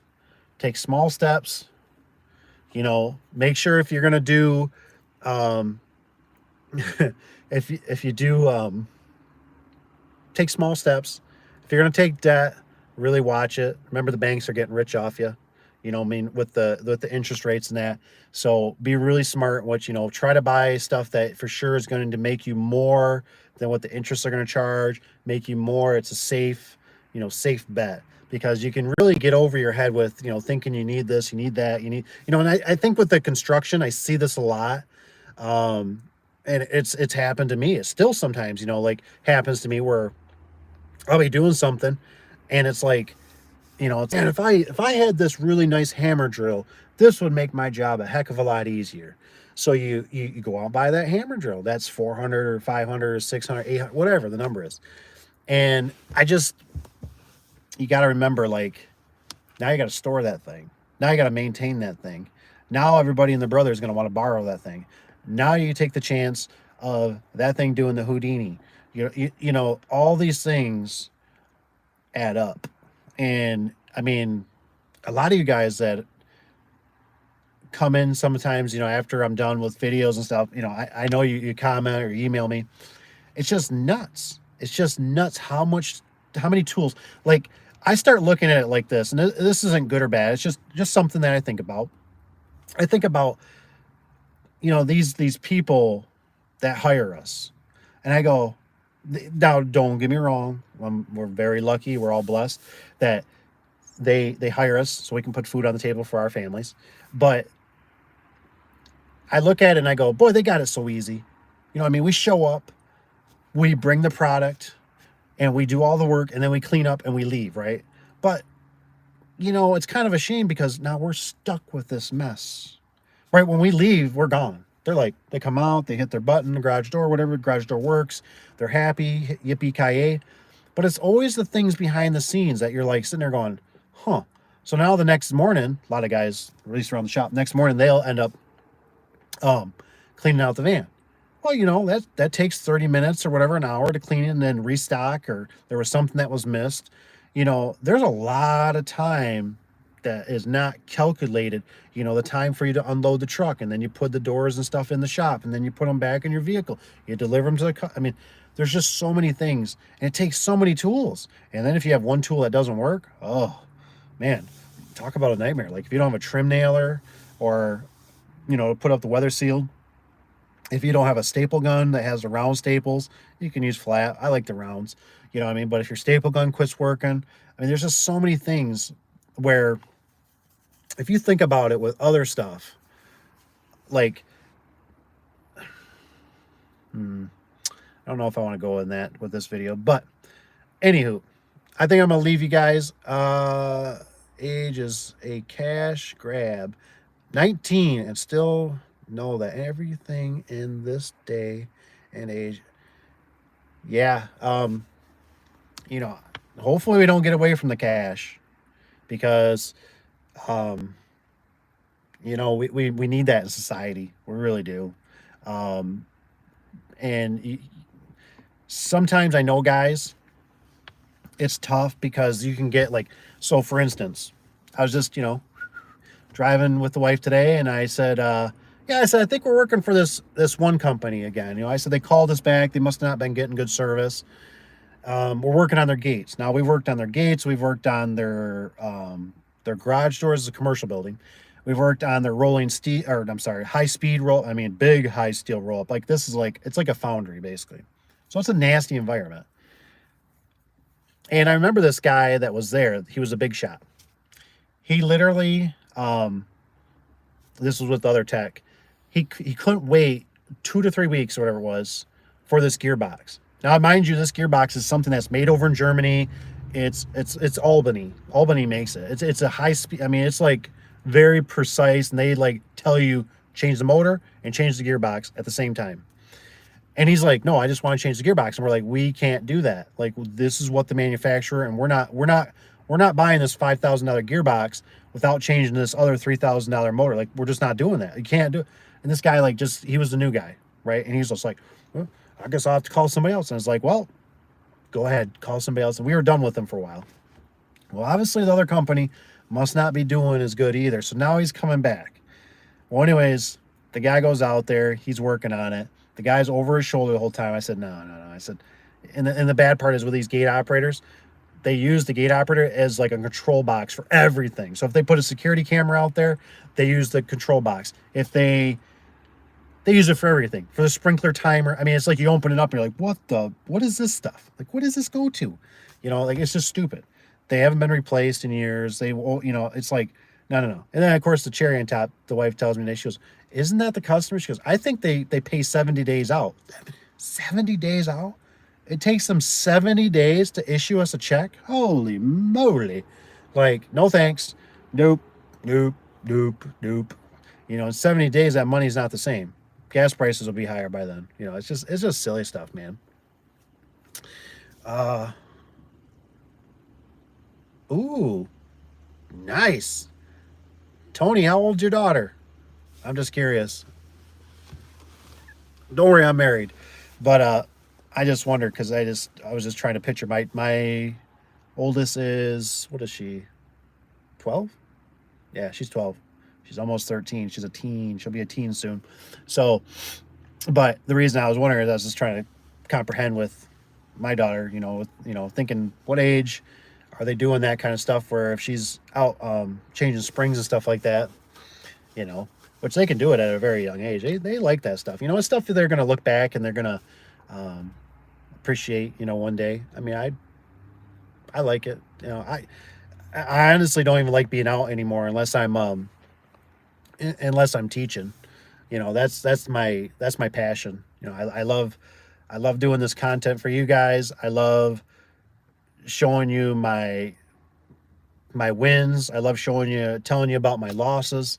Um, because like I said back in the day, we didn't have this, and I couldn't communicate with everybody across this wonderful world. I mean, this is amazing.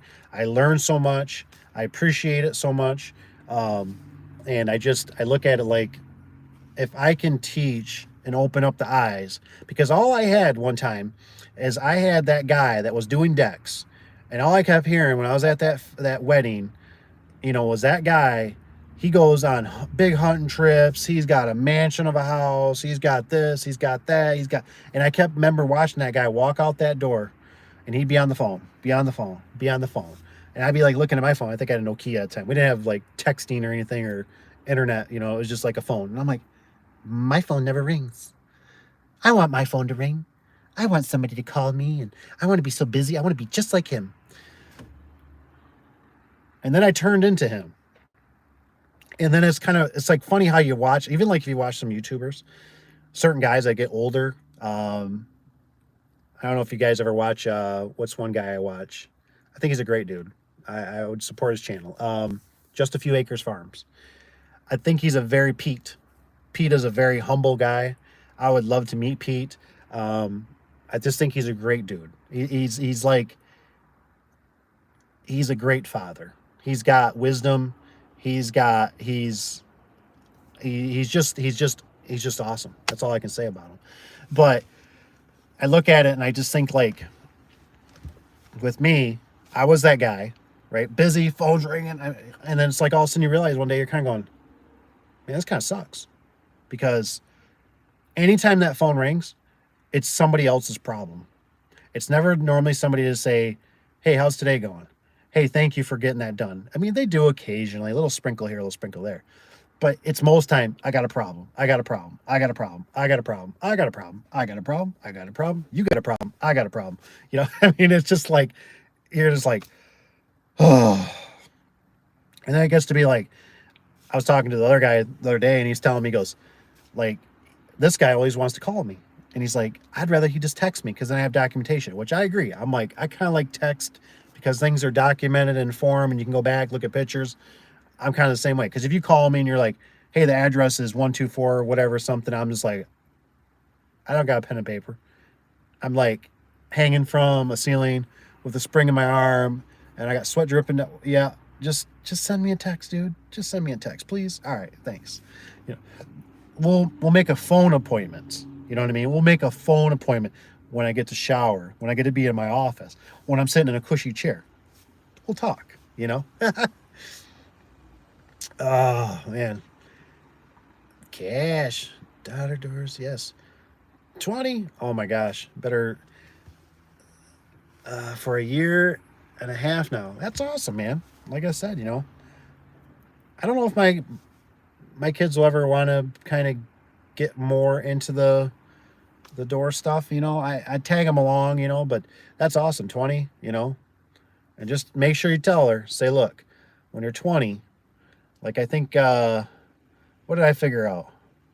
25 to 30. That's when you can think about getting married. Okay. 25 to 30. Because I think when you're that age, you're starting to like until I got about 25, I started like appreciating my parents. Up to then, it's always like my parents, they tell me this, it's just like whatever. They don't know nothing, blah, blah. But it's like when you hit 25, it's like, things start resonating.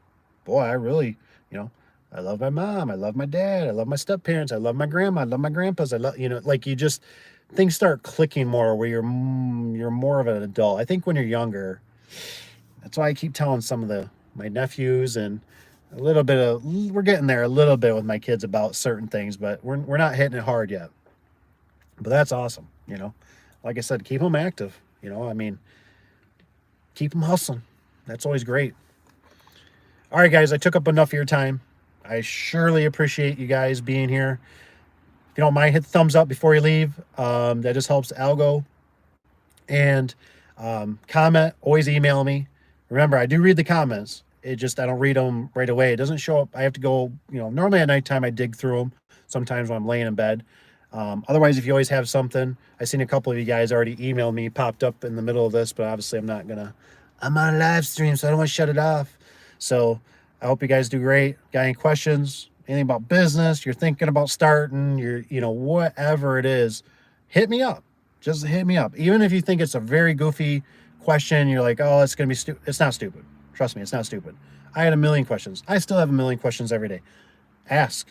Ask and you shall receive. And if I don't answer it, hit me up twice. Hit me up 3 times. Say, hey, this is a second attempt. I haven't heard nothing. Give me a little bit of time, though. Obviously, don't, sometimes stuff takes me a week or two just to look at it. So if you're looking for something like right now, like I need to know if this limit switch will fix it, I got the customer right here. That's probably not me. You might want to watch a video out there, or come back at a later date, I would say. So, but Tony and Eric, everybody on there, Hannah, Josh, appreciate you guys for being here, giving me some ideas, some content here to talk about, and questions, whatnot. So hopefully we'll see you on the next one. I'm gonna get out of here. It's getting dark. It looks like it's gonna start raining, so I'm gonna hightail it home. So we'll see you guys. Take care.